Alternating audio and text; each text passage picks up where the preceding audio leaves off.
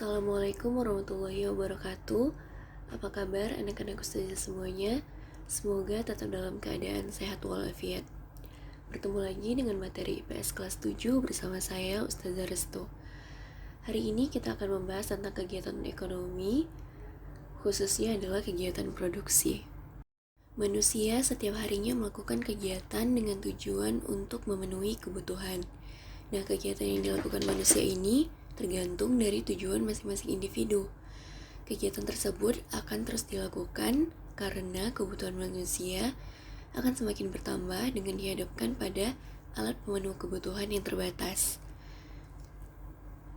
Kegiatan manusia dalam memenuhi kebutuhan itu disebut dengan kegiatan ekonomi, di mana kegiatan ekonomi dalam sehari-hari ini terdiri atas kegiatan ekonomi produksi, distribusi, dan konsumsi. Produksi adalah kegiatan menghasilkan suatu barang. Nah, pengertian produksi bukan hanya sekedar menghasilkan barang, tetapi ada pengertian lain yang lebih luas. Contoh pengertian produksi yang lain adalah pabrik tekstil setiap hari mampu menghasilkan kain.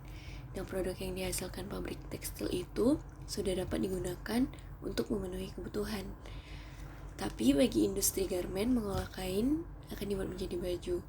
Nah, kegunaan kain itu akan bertambah kalau dibuat menjadi baju, sehingga dapat disimpulkan bahwa produksi adalah kegiatan menghasilkan barang atau jasa atau kegiatan untuk menambah nilai guna barang atau jasa. Setiap barang memiliki nilai guna atau utilitas yang berbeda-beda. Perbedaan nilai guna tersebut dapat dilihat dari yang pertama, nilai guna bentuk atau form utility, yaitu suatu barang akan memiliki nilai guna apabila telah mengalami perubahan bentuk. Contohnya yaitu kacang kedelai akan memiliki nilai guna lebih tinggi apabila dirubah atau diolah menjadi tahu atau tempe. Nah, perubahan nilai guna tersebut akan mempengaruhi harga dan manfaat dari barang tersebut, di mana harga dan manfaat dari tahu atau tempe lebih tinggi dibandingkan dengan kacang kedelai. Yang kedua, nilai guna tempat atau place utility, yaitu nilai guna suatu barang akan lebih tinggi karena perbedaan tempat. Misalnya, pasir akan bertambah nilai gunanya kalau dibawa ke toko bangunan. Yang ketiga, nilai guna waktu atau time utility, yaitu nilai guna suatu barang akan bertambah kalau barang tersebut digunakan pada saat yang tepat. Misalnya, jaket digunakan pada saat kita kedinginan, lalu payung kita gunakan pada saat hujan atau panas. Dan nilai guna barang tersebut akan bertambah kalau kita menggunakannya pada saat kita membutuhkan. Yang keempat, ada nilai guna kepemilikan atau ownership utility, yaitu nilai guna barang akan bertambah apabila barang tersebut telah berpindah ke pemilikannya. Misalnya, sepatu di toko belum memiliki nilai guna dan akan memiliki nilai guna kalau sepatu itu telah dibeli seseorang kemudian dipakaikannya. Orang atau lembaga yang menghasilkan barang atau menambah kegunaan barang disebut dengan produsen. Dan produsen adalah orang yang melakukan kegiatan produksi. Untuk melakukan produksi, seseorang produsen harus ingat tentang 3 hal.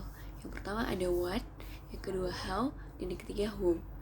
What ini adalah barang-barang apa saja yang akan dihasilkan dan bahan-bahannya apa saja. Ini berhubungan dengan tujuan dari produksi itu. Dan tujuan produksi itu untuk menghasilkan barang produksi atau barang konsumsi. Yang kedua ada how, yaitu bagaimana memiliki faktor-faktor produksi untuk memproduksi barang yang harus dipikirkan oleh seorang produsen, karena ini menyangkut tentang tenaga kerja, modal, dan bahan baku dengan tujuan memperoleh barang atau jasa yang berkualitas dan harga jual murah. Dan yang ketiga whom, kepada siapa barang produksi tersebut didistribusikan. Permasalahan yang ditimbulkan bukan sekedar bisa menghasilkan barang, akan tetapi barang dihasilkan harus diterima oleh masyarakat. Maka dari itu, seorang pengusaha perlu mengadakannya promosi agar barang hasil produksi dikenal dan disukai oleh masyarakat. Selanjutnya adalah tujuan kegiatan produksi. Yang pertama adalah memenuhi kebutuhan. Manusia adalah makhluk sosial yang tidak dapat hidup sendiri, sehingga tidak ada manusia yang menciptakan sendiri seluruh barang atau jasa yang dia butuhkan.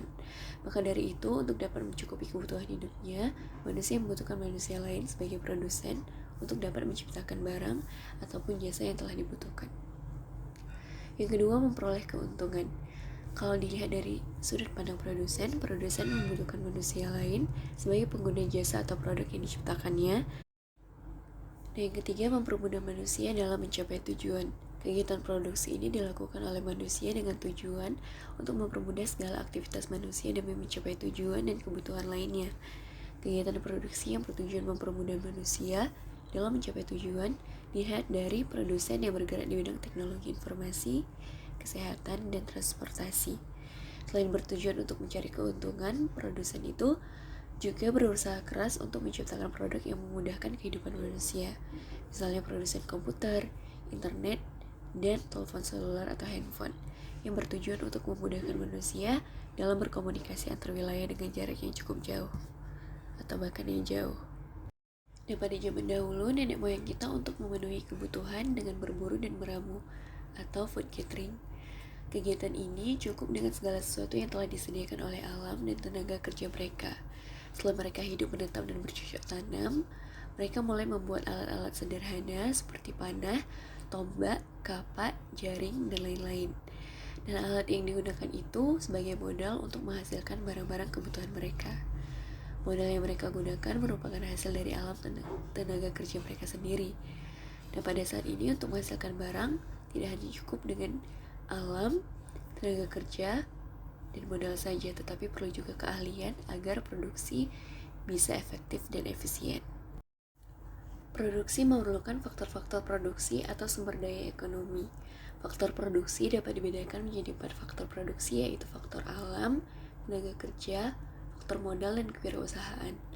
Faktor alam dan tenaga kerja disebut dengan faktor produksi asli, karena dengan dua faktor tersebut, manusia sudah dapat menghasilkan barang. Faktor modal dan kewirausahaan disebut dengan faktor produksi turunan, karena faktor ini sebagai hasil dari faktor produksi asli. Dan keempat faktor ini akan menentukan berhasil atau tidaknya kegiatan produksi. Yang pertama ada faktor produksi alam, yaitu faktor produksi yang disediakan oleh alam sebagai bahan mentah atau bahan baku produksi. Ada tanah sebagai sumber daya alam dan manusia dapat menggunakannya untuk lahan pertanian, pabrik, perkebunan, peternakan, tempat untuk usaha, dan lain-lain. Lalu ada hutan, dapat menghasilkan bahan mentah kayu, kemudian barang-barang tambang, seperti emas, biji besi, minyak bumi, dan gas alam. Kemudian ada air yang dapat digunakan untuk pengairan atau bahan baku lainnya. Yang kedua ada faktor produksi tenaga kerja, yaitu sumber daya manusia yang dapat digunakan kemampuannya untuk proses produksi.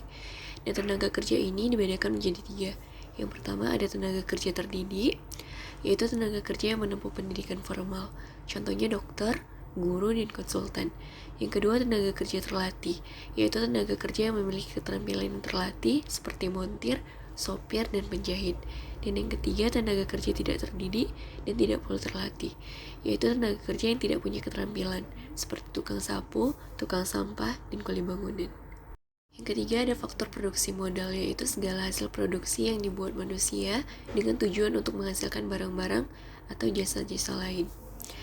Dan modal ini tidak hanya berupa uang, tetapi juga bisa berupa barang. Contohnya seperti gedung, mesin, bahan mentah, atau bahan baku yang digunakan dalam proses produksi. Dan menurut sifatnya, modal ini terbagi menjadi 2 macam. Ada yang namanya modal lancar dan ada modal tetap. Modal lancar itu merupakan modal yang akan habis dalam satu kali produksi. Contohnya bahan mentah, bensin, serta uang tunai. Dan yang kedua, modal tetap merupakan modal yang dapat dipakai berulang-ulang.